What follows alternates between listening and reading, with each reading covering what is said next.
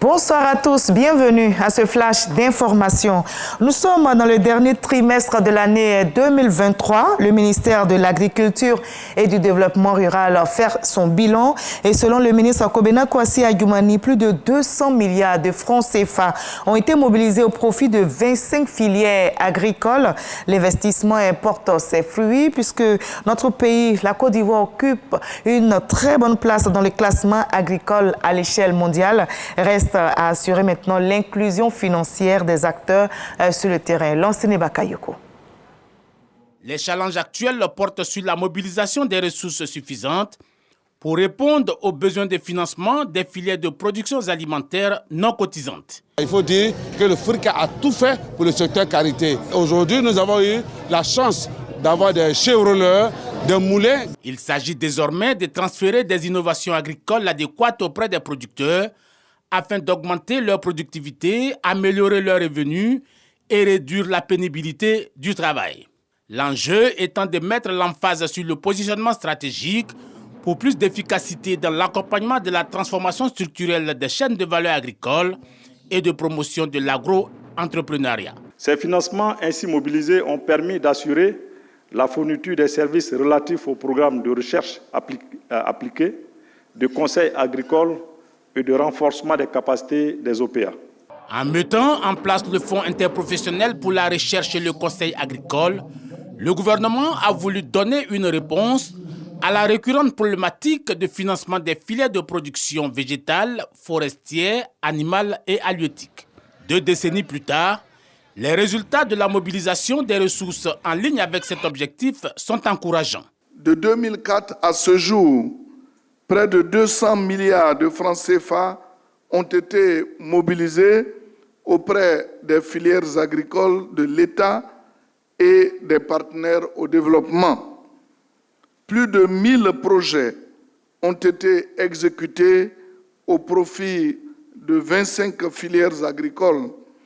Les autres défis à venir portent sur la promotion de l'inclusion financière des acteurs agricoles, ainsi que sur la recherche-développement via la promotion de l'assurance indiciaire et la sécurisation des revenus.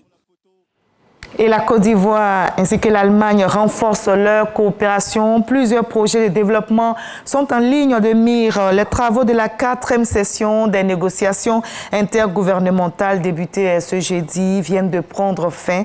Les ministères présents ont présenté leurs attentes en faveur d'un financement pour d'autres projets.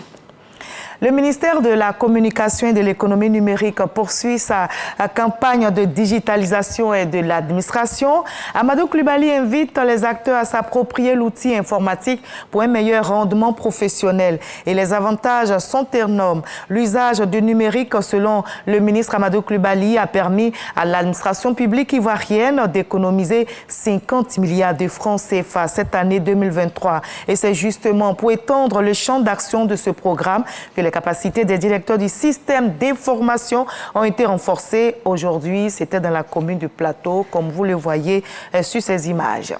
Et à l'étranger, après le vote, les Libériens attendent avec impatience les résultats des élections générales dont la présidentielle tenue le mardi 10 octobre dernier. Le président sortant, George Weah, candidat pour un 2e mandat, avait face à lui 19 concurrents. Notez que plus de 2 400 000 électeurs étaient donc dans les urnes pour élire à la fois leur président, leur sénateur et les députés. La commission électorale dispose d'un délai de 15 jours pour publier les résultats définitifs. Mais avant cela, les résultats provisoires devraient être connus aujourd'hui. Et pour éviter un second tour à la présidentielle, le vainqueur doit obtenir plus de 50% des suffrages exprimés. Toujours sur le continent africain, au Sénégal, des professeurs de l'université Cheikh Anta Diop exigent la reprise immédiate des cours. Ces cours, vous vous souvenez, ont été interrompus en juin dernier après des violences faisant suite à la condamnation de l'opposant Ousmane Sonko à 2 ans de prison. Après les étudiants, c'est donc au tour des professeurs de donner de la voix pour réclamer la reprise immédiate des cours à l'université Cheikh Anta Diop. Et on va terminer par la France, où un jeune homme âgé d'une 20aine d'années a poignardé plusieurs personnes dans un lycée situé dans le nord du pays. Un enseignant est mort, 2 autres personnes ont été blessées. L'assaillant, interpellé par la police, était sous surveillance et avait été contrôlé la veille sans qu'aucune infraction ne lui soit reprochée. On va se retrouver à 20h pour la grande édition, mais juste après ce Flash Info, je vous propose de suivre l'info régionale pour avoir toutes les nouvelles de nos très belles régions ivoiriennes. À tout à l'heure à 20h.